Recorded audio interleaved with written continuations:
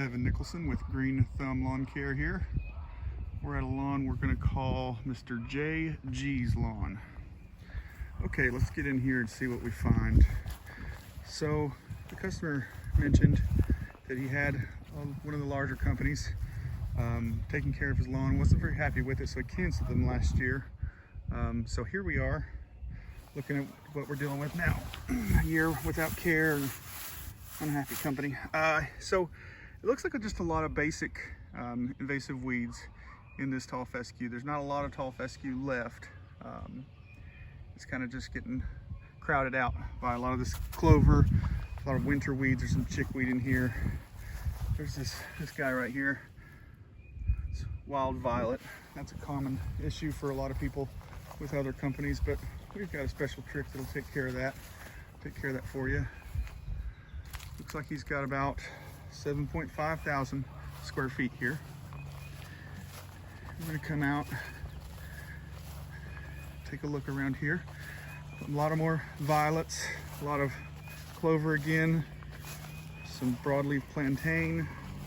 And then here it looks like there was some work done, so looks like some soil got turned here, and they've put straw on top.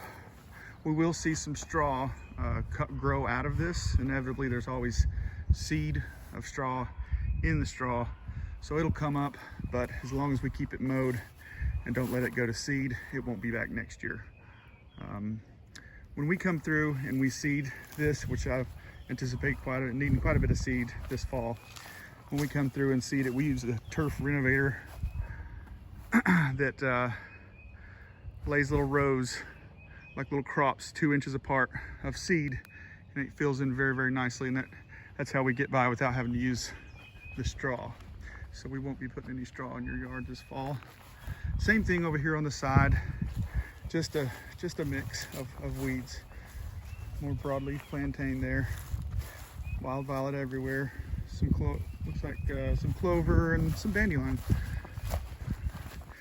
Here we have some Poa annua. It's an annual, it's a grassy weed. It throws these little white flowers here. The unfortunate thing about it being a grassy weed in the winter is that you can't kill it because you can't get seed in after that. So you just have to basically crowd it out.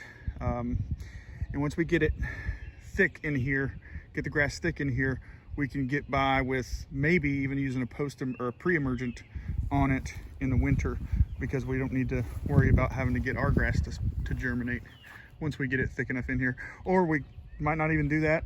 It might just get crowded out by the desirable tall fescue. So good expectations for the front here. It's a good mix of sun and shade. I think that we're going to be in real good shape there. We take care of a couple of lawns up the street here, I believe the customer is familiar with. So we get around the side here, things start to change a little bit. You see there's not really much of anything wanting to grow right here, but that's what our soil corrections will probably take care of, in that we'll make this soil a much more habitable place. Now, we do have a dog that lives here. He's a very nice little fella, pretty calm, doesn't mind me being in the backyard, so we won't need to worry about that too much. So in the back here, as far as grass goes, by the way, this is beautifully landscaped back here. Had no idea all this was back behind this house. I drive up and down this street a lot. So back here, I'm a little bit concerned with the amount of light that it gets in combination with the pounding from the acorns. We have some oaks, and the pounding from the hickory nuts that it's going to be getting. So it will be more difficult back here. It won't have, I don't want to fluff your tail feathers, you won't have amazing results the first year. It'll be a lot better than this, a lot better, but it's just a little bit more of a battle between the acorns dissolving in the soil, contaminating it, and the pounding it gets. You can see, right, you can just make out where this is mostly moss here and just compacted dirt, and it's right underneath this oak, and they got a good 60-foot drop to gain speed. Pow!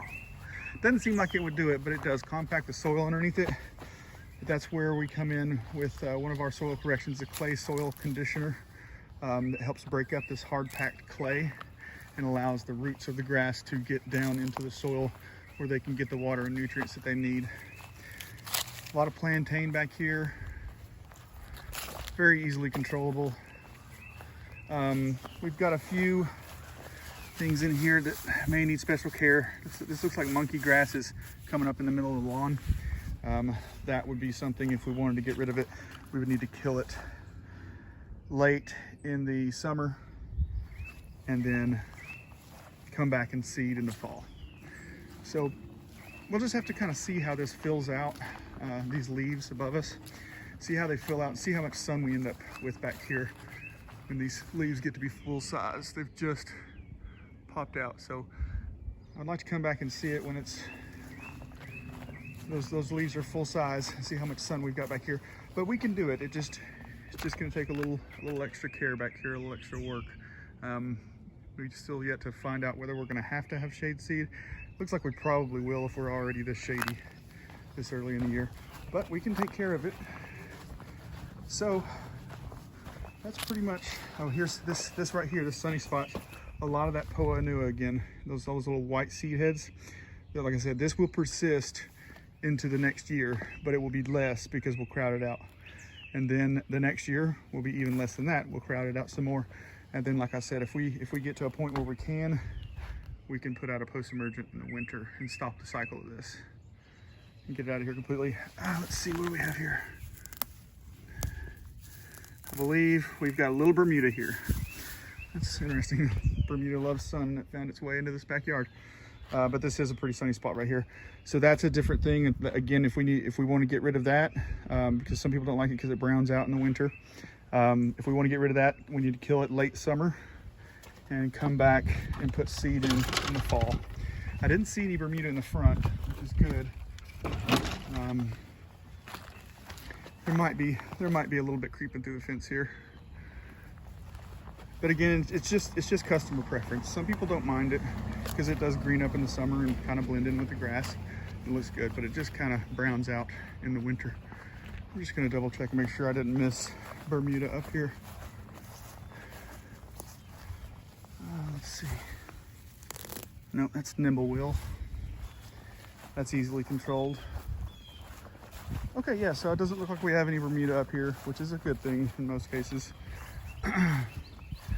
Well, you just let us know if you see this video, and maybe if we get the soil sample off to the lab, we can get you some more concrete numbers on what this would be to take care of it and do a renovation and overhaul and get it looking good. All right, Evan with Green Thumb, signing out.